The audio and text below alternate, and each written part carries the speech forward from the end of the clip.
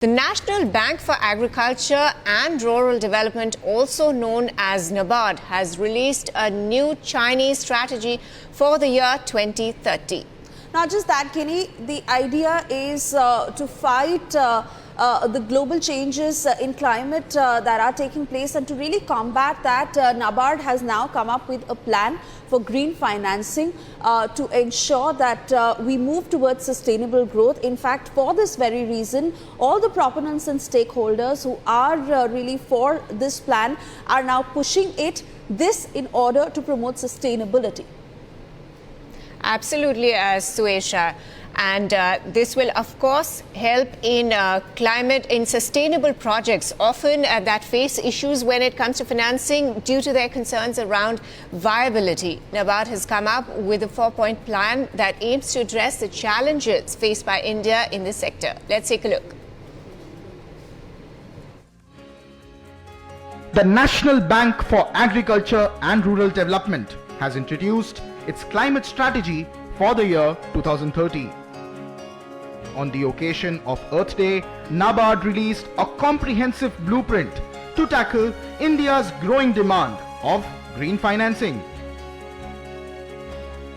As per the report, India is in an urgent need of an estimated $170 billion annual investment to achieve a cumulative target of $2.5 trillion by the year 2030 in terms of green financing.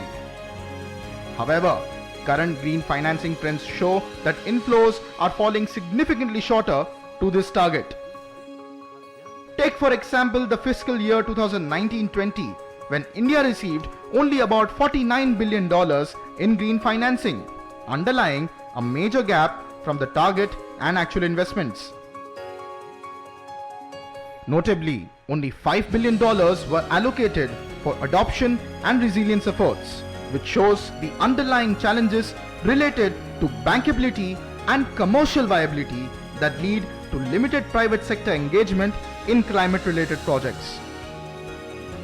The NABARD has highlighted 4 key pillars of its strategy that include accelerating green lending across sectors, playing a broader marketing role, and strategic resource mobilization to aid green financing.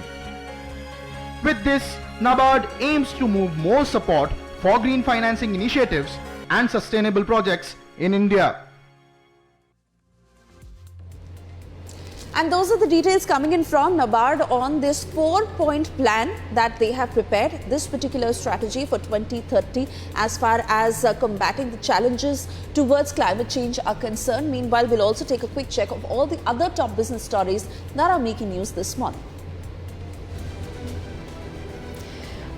On telecom spectrum allocations, sources say the practice of auctioning of the telecom spectrum is expected to continue.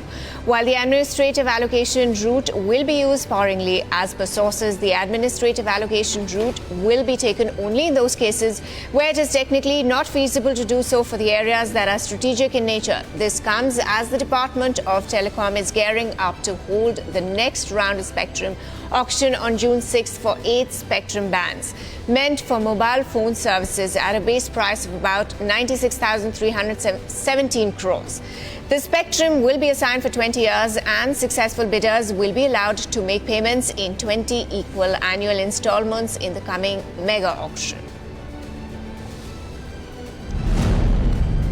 NABARD announcing its climate strategy for 2030, taking a step towards sustainable development, highlighting the 4 key pillars of its strategy that include accelerating green lending across sectors, playing a broader market-making role, strategic resource mobilization and green transformation of NABARD. This in an attempt to bridge the underlying challenges related to bankability and commercial viability that lead to limited private sector engagement in climate-related projects. Indigo is set to launch in-flight entertainment content via its app on a trial basis on the Delhi-Goa route starting May 1st. Now, this marks the first time the airline will provide in-flight entertainment options for passengers. In an announcement, Indigo has stated that it will begin to offer in-flight entertainment content to passengers as part of a trial initiative for travelers flying between Delhi and Goa from May 1st, 2024 for a duration of 3 months. Following the successful completion of the trial phase, the airline plans to fully implement the in-flight entertainment service.